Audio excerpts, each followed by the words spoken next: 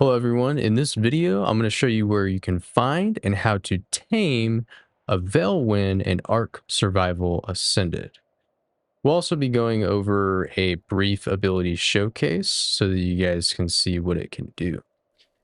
So we're actually over here on Extinction, and we are in the top right corner of the tundra biome. So the Veilwyn actually spawns in like the tundra or the winter biomes of almost all maps. I believe on Aberration they spawn in the blue zone. But yeah, this is just the map that I felt was the easiest, so this is where I decided to check them out. So here is one just there. The way we actually tame these things is pretty simple. We are going to need some ghillie, or at least it's recommended. Bug repellent and cactus broth can help, but they're not necessary. So the way we're actually going to tame them is we need to sneak up on them and claim them from behind. It's really that simple. Although it can be a little tricky because if they get spooked, you have to wait until they de-aggro and then you have to do it over again.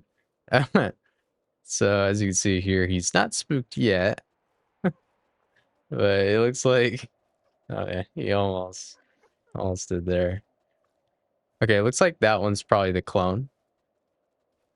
So you can't actually tame the clone, but you can tame the real ones.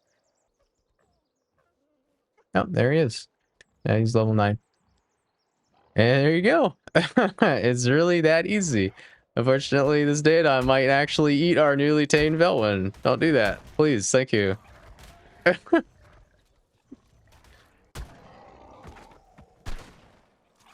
Oh, this is actually a pretty decent showcase. So they do actually apply like a frost debuff when they melee things and they attack things.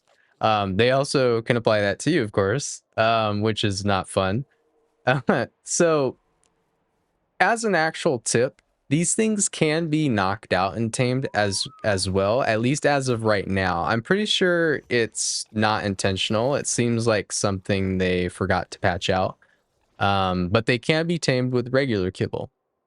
And I assume any kibble above that as well.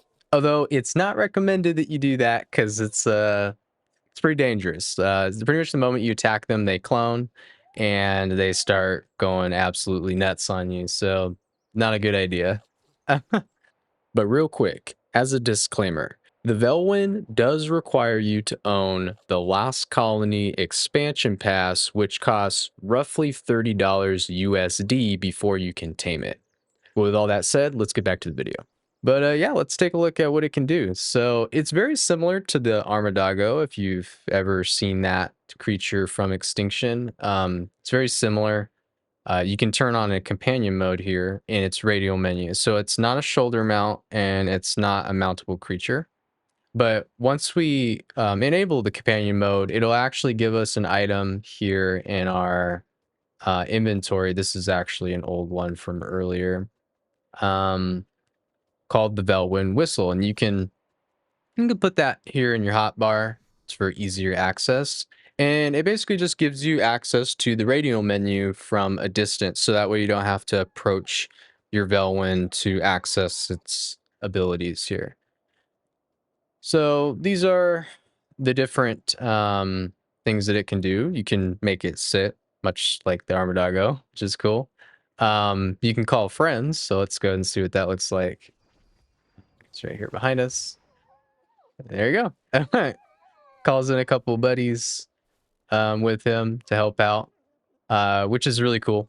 They do have a pack bonus, but these do not give them a pack bonus, just an FYI. So when they call on these little AI like clones, they're not, they don't apply the pack bonus. As you can see, normally they would have like a blue number underneath their name.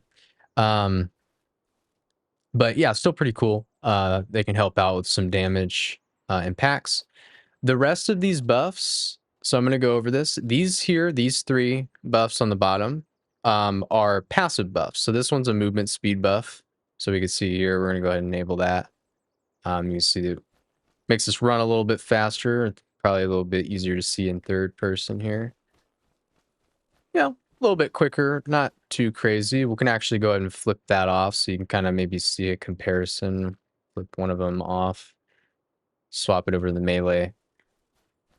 Yeah, so a little bit slower than before. But yeah, we have melee buff, which we actually just enabled just a moment ago. It does increase our melee damage a little bit. It's probably gonna be hard to tell and compare here. I'm gonna go ahead and kill these guys because they're gonna get a little crazy. Yeah, let's see. So about 12 damage, nothing too crazy. Let's go ahead and swap over to a different buff.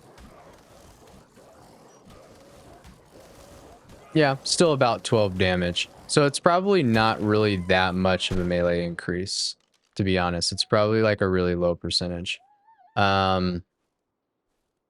Which I mean is fair. It's a passive buff, so and you know, they're a pack creature, so not really too shocked there.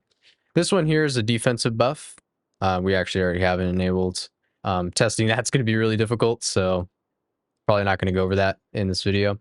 It is a passive buff though, and the other three are healing, another melee damage buff, and movement speed as well. So we can actually go ahead and check out the movement speed. Let's go ahead and enable that passive again. Let's see how much faster we move with both of them. So this buff actually only lasts 5 seconds. You're going to see it appear in the bottom right hand corner of the screen here.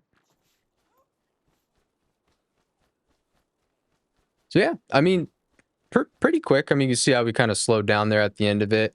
It's probably, if I had to guess, probably a 10-20% movement speed buff. It could get you out of a pinch. It's honestly not like significant enough to really like, you know, go crazy about, but still pretty cool. Let's see here.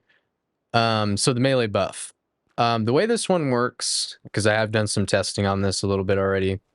Let's go ahead and just kind of come over here so I can show you. So it does last for 60 seconds, but the moment that you hit something, it gets rid of it. And I've done some testing. It's actually about a 25% increase, but only on the first hit. So nothing crazy, but I do believe it's multiplicative, so it stacks with like your base melee and stuff. So it is pretty powerful and will probably be pretty helpful overall. Especially with the new skill trees and stuff. Definitely gonna be interesting. But yeah, the last buff we have here is just a standard healing buff. Oh, perfect. Let's actually exit creative mode here and let's take a little bit damage so we can kind of demonstrate just how much healing this thing applies to us. Okay. It's done enough damage to us. That's good. And as you can see, that little red glow he's got on him, that's actually the frost debuff that our Veilwyn applied to him. Which is pretty cool. I believe it just slows them down for the most part, but yeah, pretty awesome. I'm not sure where our Veilwyn... Oh, our Veilwyn actually died. He died to that direwolf. I didn't even realize. So he's on respawn, as you can see, in the bottom right hand corner. That's cool. It's good that happened. So I kind of display that. So we're actually gonna fast forward here. Let's get a new one so I can show you the healing buff. All right, we'll be right back. All right, and we are back with a new Veilwyn. So we're gonna actually check out what the healing buff looks like and how much it heals. So you can see here we are missing some health, roughly 200. And yeah, let's check it out. So it's gonna be right here on the far left side of the radio wheel. Go and activate that. It lasts for roughly a second of duration, and yeah, it looks like it heals roughly maybe 90 to 80 health, so maybe like 2 med brews worth. It could be percentage based, who knows, but I mean, that's about how much it healed there. It's about 80 to 90, which isn't too bad, you know? It's pretty nice. Just as a little buff that you can activate in a pinch for sure. But yeah, I think that's going to conclude all of its abilities. I think we went over everything. It does have some emotes.